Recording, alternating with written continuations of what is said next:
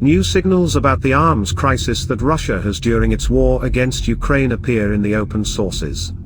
In particular, the occupiers were forced to transfer to 12-hour working days several leading enterprises of their military-industrial complex. The reason is personnel hunger. Russian defense lacks about 20,000 qualified producers. According to estimates of the commander-in-chief of the Afuzalutianye, the enemy can prepare up to 200,000 recruits for the next offensive. To fully provide them with enough equipment, the Russian military industry will have to work hard for several years in a row. And this despite the fact that now for the Russians the maximum plan is to modernize about 800 T-62 tanks in the next 3 years.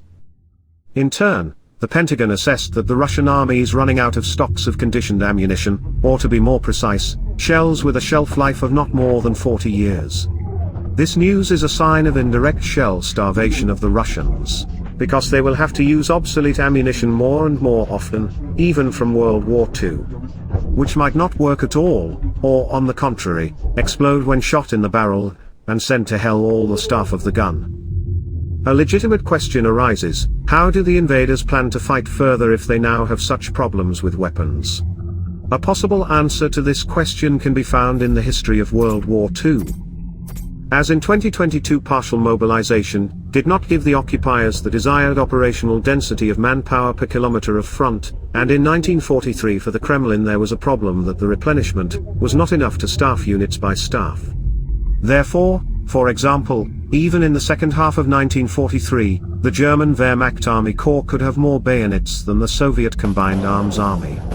And it seems that now, in 2022, Russians have switched to the tactics of small groups during the siege of Bakhmut, including because the existing marching replenishment of recruits is not enough to staff units of the level of company, battalion, regiment because of the large losses. The massive use of artillery is considered a feature of the Soviet style of warfare. According to some estimates, during World War II the Soviet army spent up to 15 million shells of all types. But at the same time, Kremlin propagandists on behalf of their military commanders and then complained that because of the destroyed logistics, it was difficult to deliver enough projectiles to the front line, although then M142 HIMARS and the project did not exist. Therefore, it was necessary to leave the situation by the formula high density of barrels on 1 kilometer of front plus intense but short-lived fire. This often led to situations in the spirit of discovering new targets of the enemy, but there is nothing to shoot because the daily limit of shells is exhausted. The described situation in the sky over the fighting orders can be called interpenetration. That is, neither side has an advantage in the air. Aviation from both sides could enter the enemy's battle lines at a small depth to hit targets near the front, while bearing inevitable losses. In some ways this does resemble the tactics of the Russian air suicide bombers in the battles of fall-winter 2022. In fact, everything described above is essentially similar to the manner of action of the occupiers near Bakhmut. Yes, the enemy did manage to improve its tactics during the battles for this city.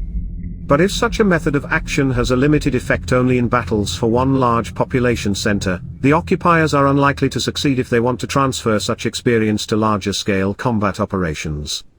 This gives reason for optimism to the defense forces of Ukraine.